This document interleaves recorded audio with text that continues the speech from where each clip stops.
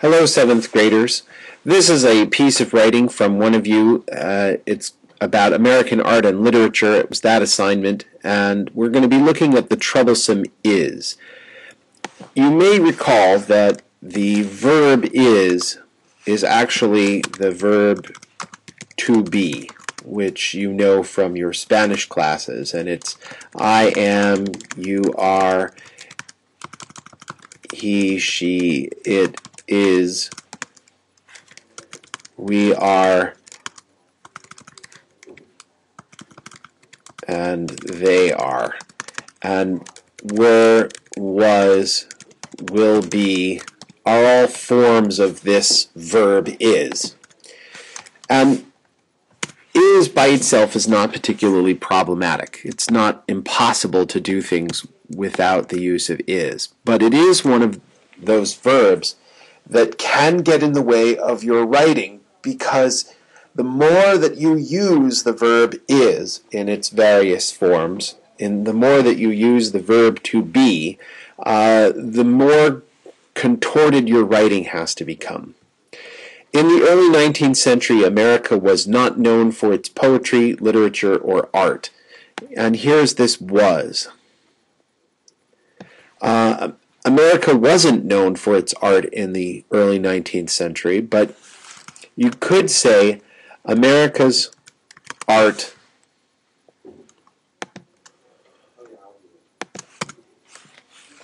or America's poetry, literature, and art attracted little notice. Europeans considered America a brutish nation. In Europe's eyes, Americans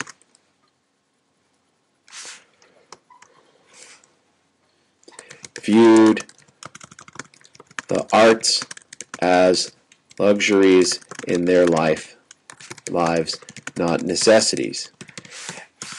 And you can see that by eliminating various forms of the verb is, we've actually made our sentences stronger and we've been more descriptive. As the mid-1800s came on, Americans began to change that view on their art and literature. Several Americans became, we would say, famous for their work during the time.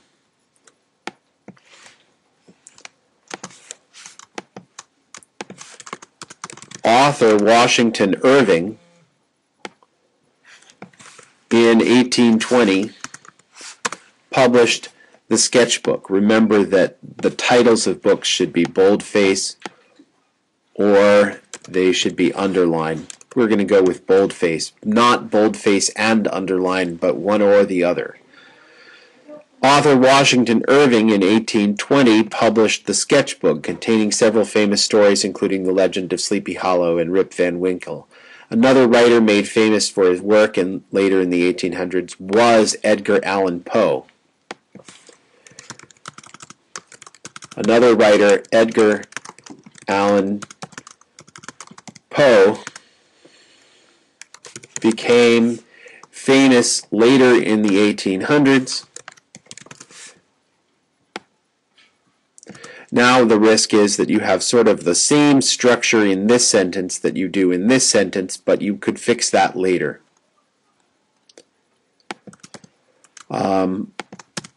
Became famous later in the 1800s for his blend of mystery and horror in works like The Telltale Heart and Murders in the Rue Morgue. So you see that by eliminating the verb is or to be, we've in fact made a much stronger paragraph, and I'm going to leave this second paragraph for you, the reader or the watcher, to do as an exercise.